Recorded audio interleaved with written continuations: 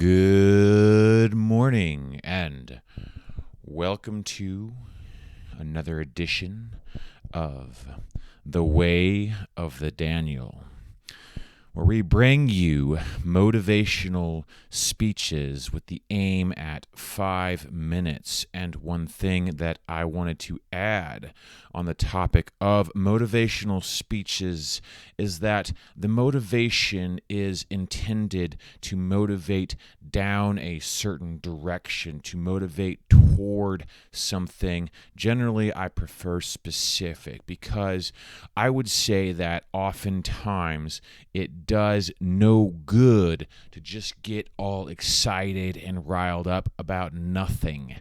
This is one of the stories of my fucking life, is that frequently I can be excited, but it's too scattered and going nowhere, and that just leads to shit. So the aim is motivation and excitement is good, but we want to channel and plug it down a specified certain direction or into a realm or object. Your astrological forecast or transits of the day. Sun we have at 3 degrees Pisces making its move. Moon quickly speeding through Gemini, 24 degrees Gemini. Mercury is finally direct, 11 degrees Aquarius. Slowly beginning its build. And interestingly enough, that I have not included, Venus has been in a closing square with Mars, whatever the fuck that means. Additionally, for this speech, I wanted to add something really neat, where the speeches, the ideas for the speeches are beginning to piggyback off of themselves while bringing in new material. Additionally, I fucking love this concept because it's not just repetition of beating something down, but it's building off of something you've been working on while adding new. Building something off of what you've been working on while adding new.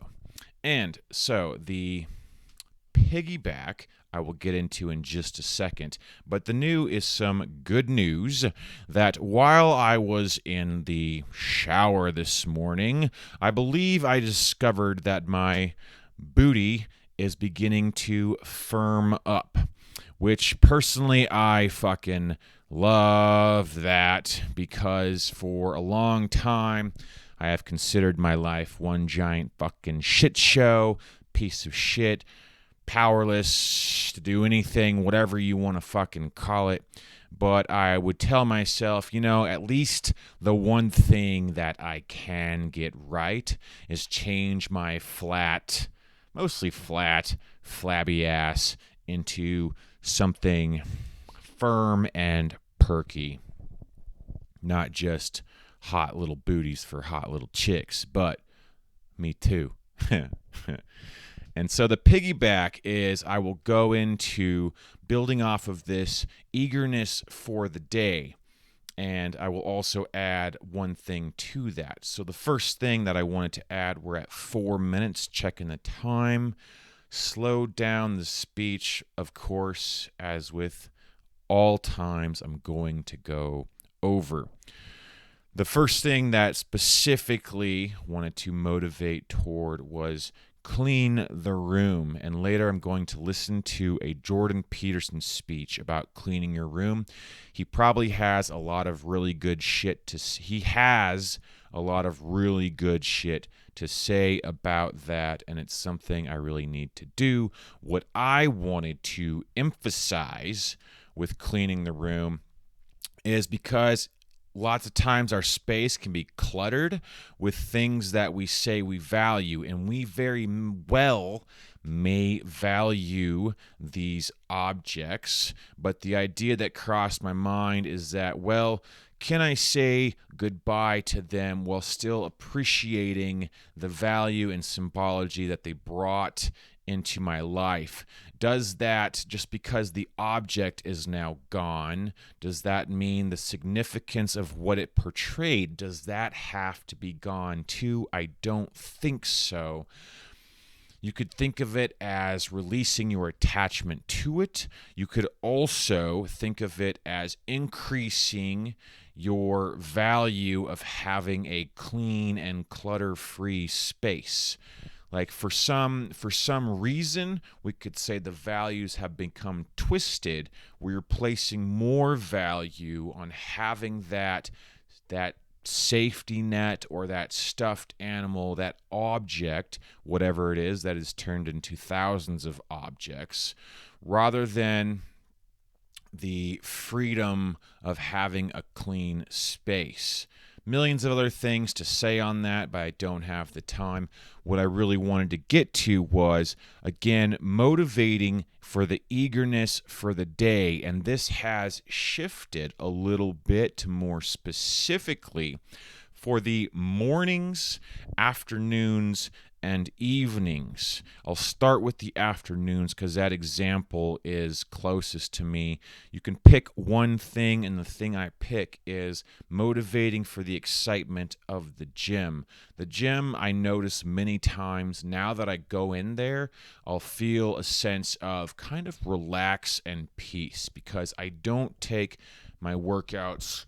I don't go in there and throw weights around and scream or try to get jacked. I go in to have a good time. My workouts are frequently meditative. I'll go really slow. I'll flex. And sometimes I'll do some air punches. Air punches are the fucking shit. Okay. Mornings and evenings, I'll simply go really quick with these because I simply don't have the time, unless in the future I decide to extend these videos. Right now, I'm not too set on that. If I want to extend, I suppose I should just do a live session and have that be that. The mornings are awesome because I like to sit around with a pen and just think and write and very slowly wake up. My uncle, one of my uncles was very observant and helpful when he said one day, Daniel likes to wake up slowly, and this is very fucking true. Now, that doesn't necessarily have to be the case, again, if we go back to being eager for the morning, afternoon, and evening.